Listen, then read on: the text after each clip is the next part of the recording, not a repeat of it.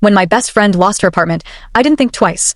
I opened my home to her. She cried in my arms, thanking me for being more than a friend. "You're like my sister," she said. I believed her. I never knew those words would turn into a dagger in my back. At first, things felt normal. She helped with chores, laughed with my kids, and made herself comfortable.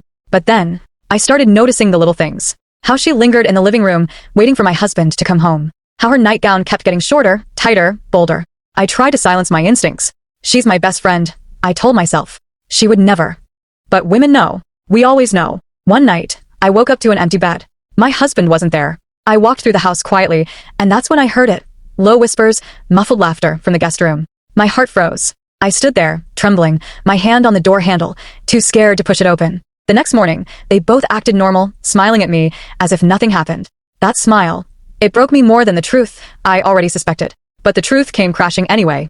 I picked up his phone. The messages were undeniable. Words drenched in betrayal. Promises he once whispered to me, now written to her. My best friend. And as if the knife wasn't already deep enough, she sat me down weeks later and announced it. She was pregnant. With his child. The word pregnant echoed in my ears like a gunshot. For a moment, the room spun. My best friend, the one who held my secrets, was carrying my husband's child.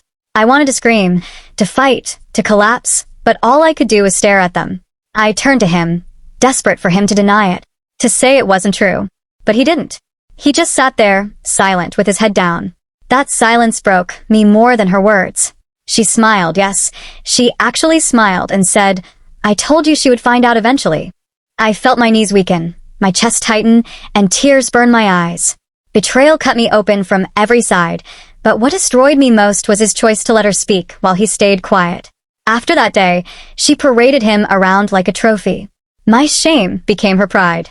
And the man I once called my husband followed her like he had never known me.